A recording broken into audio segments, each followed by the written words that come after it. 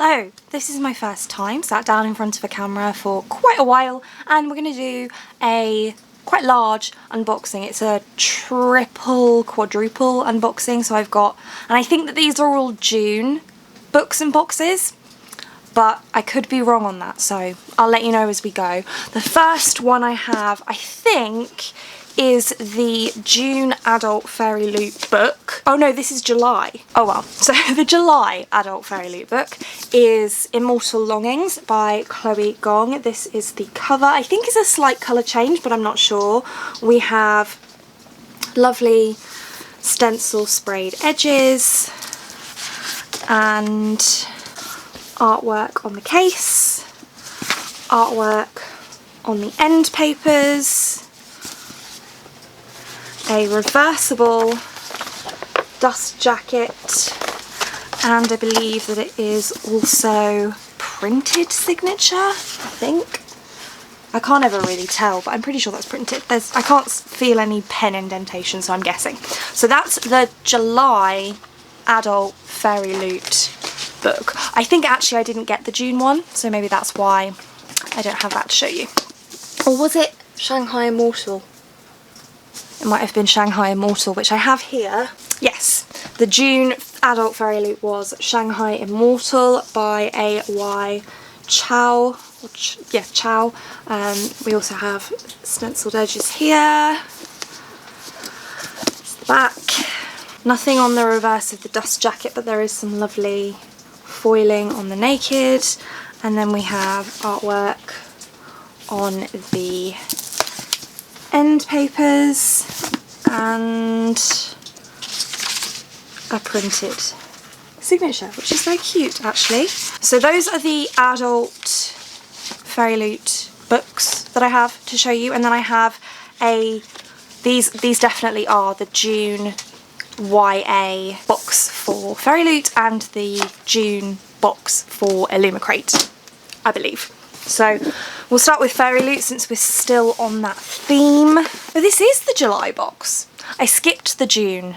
I'm confused because it's quite early in the month of July for us to have July stuff, but actually I skipped the June fairyloot box. So this is the July YA fairyloot box. The theme was Cruel Intentions. First item we have here are some coasters, which are inspired by Only a Monster by Vanessa Len, and they show the family crests from that book, which I think I have read, but I can't remember whether I've read it, and if I have read it I can't remember anything about it, so whoops. Then we have Cruel Intentions magnetic bookmarks. I don't know if these are just box themed or if they're themed on the book Cruel Intentions, but either way they are very pretty. They're the same on both sides, but that is what they look like. I don't tend to use magnetic bookmarks very often, but these are so stunning that I may well do so on this occasion.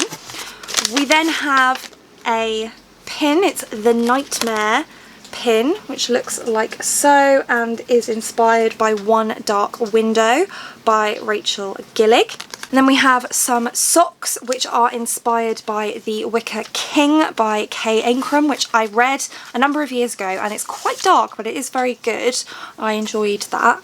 This is what they look like. So they're not, you know, they're not super bookish actually. I don't think, if you didn't know you wouldn't know, you know. And then we have volume 2 of these collectible book box empty book things. I suspect that I can't remember receiving volume 1. Maybe I did, but I can't remember it. No, I think it must have been in a box that I skipped. So I only have this volume 2. I don't have volume 1, I don't think. But anyway, this is, did I show you the box already? That's the box, and then that is the fake book thing. So this is what it looks like. I think it's fandom neutral. It's not inspired by anything in particular. And then we have the monthly tarot cards. These are inspired by Sorcery of Thorns Very pretty, as always. I am now missing a couple from that particular tarot deck because, of course, I skipped the June box. But never mind, that's fine. I already have more than enough tarot cards anyway. Sorry, I'm just tidying up as I go because I'm going to try to film quite a lot just now while I have some food in the oven. And now we come to the book. So we have our spoiler card bookmark, fairy scoop with the reap what you sow artwork for the next box on the back, and the character art with author letter. And then the book is the threads, well no, not the, just threads that bind by Kika Hatsapulu, and it's very pretty. Look at the edges, so pretty. There actually isn't an audiobook out for this one yet. It comes out later in the year, which is a little bit weird, but fine. So I won't read this one for a while, even though I am really interested in it, because I will want to listen to the audiobook, so I have to wait for that to come out. But these are all the customizations. It's very pretty indeed, and I think it's also signed. Yeah, and this one's a real pen signature, if you can see that there. I don't know if that was in focus because I have to block my view to be able to show you that.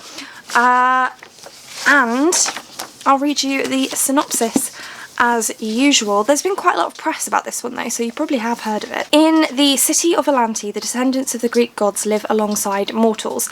Io is Moira born, descended from the Fates. She can see threads, shimmering silver lines connecting every person. When a relationship is formed, a new thread appears. When a person's life thread is cut, it's their time to die. Io uses her gifts as a private investigator, trying to make ends meet in a world which treats other born people like her with suspicion and prejudice. Then Io is witness to a murder, but this is no ordinary murder. Io can see that the killer's life thread is severed. They should be long dead.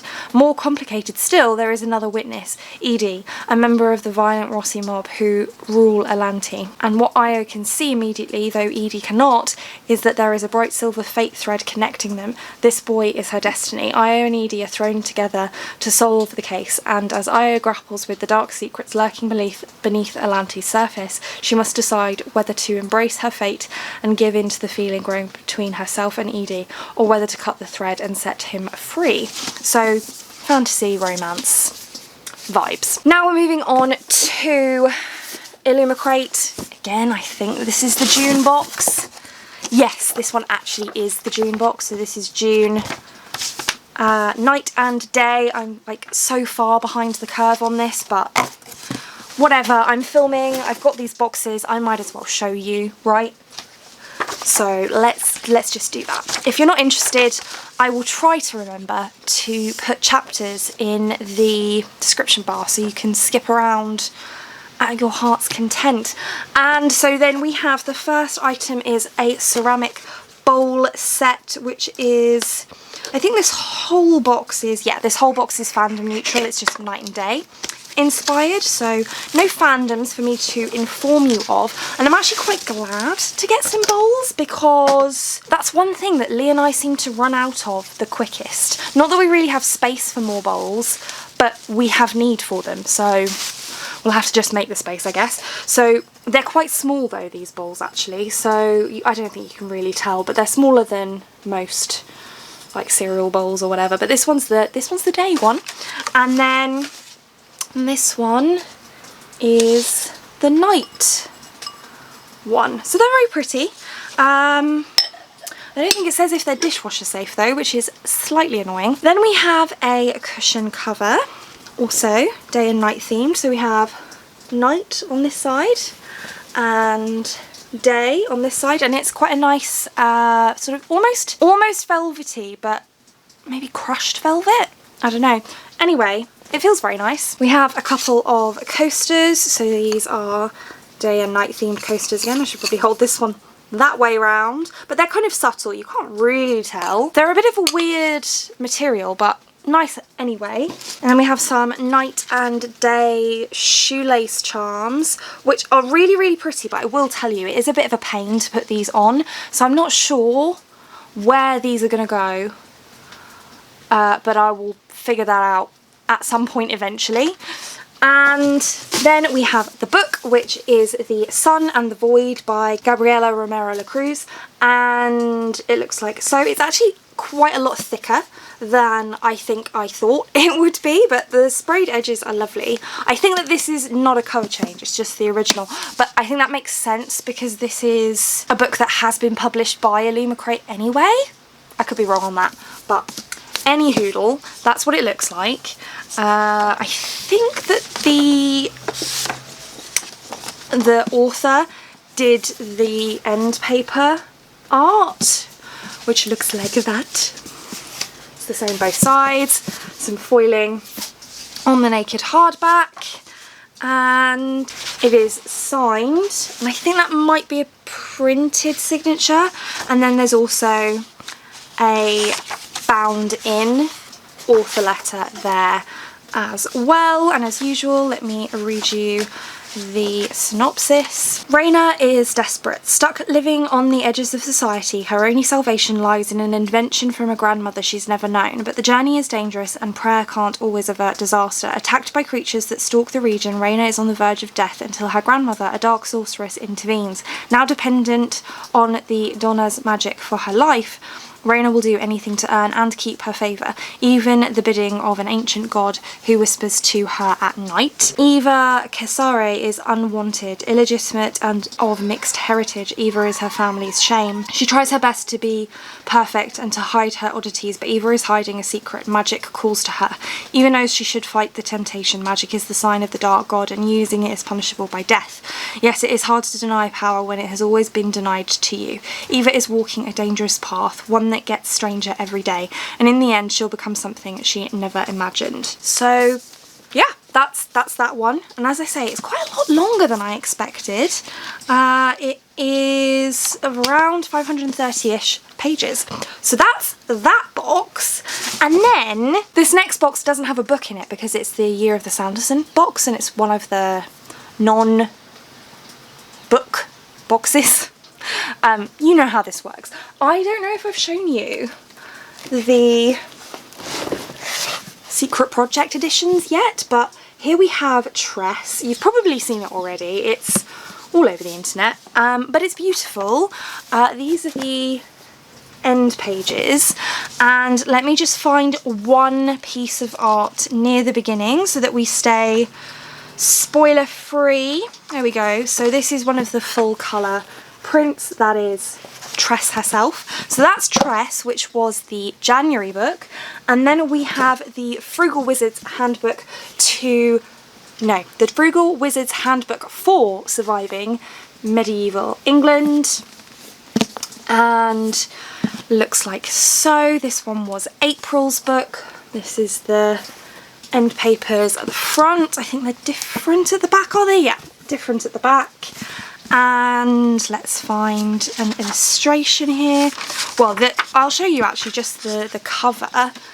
Title page is a beautiful illustration, and then I'll find a colour one again early on.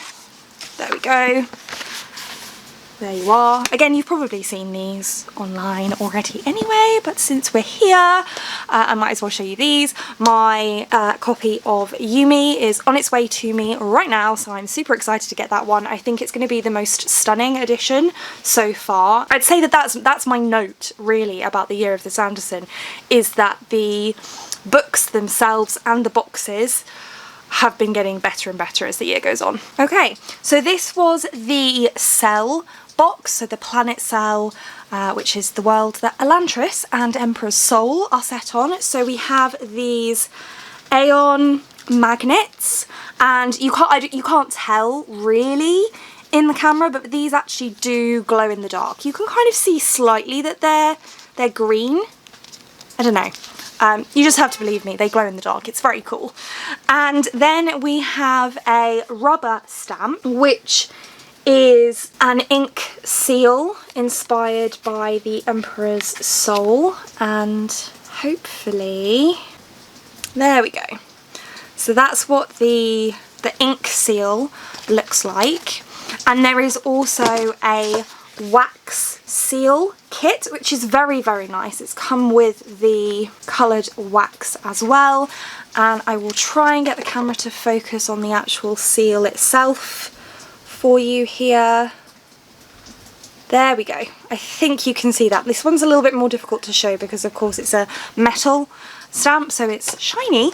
And then the weird item, because I feel like there's a weird item in every one of these boxes. So the one that I consider the weirdest item in this one is this really, really pretty tin, which looks like so. It's gorgeous, but what's weird about it is that it is full of plasters or bandages, which are printed like so. They're very nice, but it's a bit odd.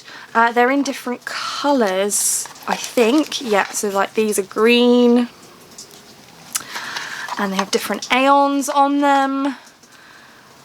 I'm sure that each aeon has a specific meaning, but I can't be bothered to look those up for you. Sorry, I'm sure somebody has, if you're interested in that. And I think that's all of the different colours. So, very cute, but very strange. And then the last item is the Raodan enamel pin, which is very cute. And you can tell that he's an Elantrian, which by the way is not a spoiler because you were told that in like the first chapter of the book, because his flesh tone is slightly different, and I won't explain why, but if you've read the book you will understand that. It's quite funny that I'm unboxing this in this video now because I'm actually going to be on a live show tomorrow from when I'm filming this, about Elantris and about Secret Project 3. So that's it. There was quite a lot to get through in this video, so sorry that it's a little bit on the longer side, but that is catching you up on all of the boxes that I haven't unboxed, apart from, I don't think I've done all of the Sanderson boxes, but I think we're just gonna move on from that. And that's it for this one. Thank you so much for watching. If you like this video and want to see more like this from me, then do think about hitting that subscribe button, and I hope to see you here again soon. Thanks, bye!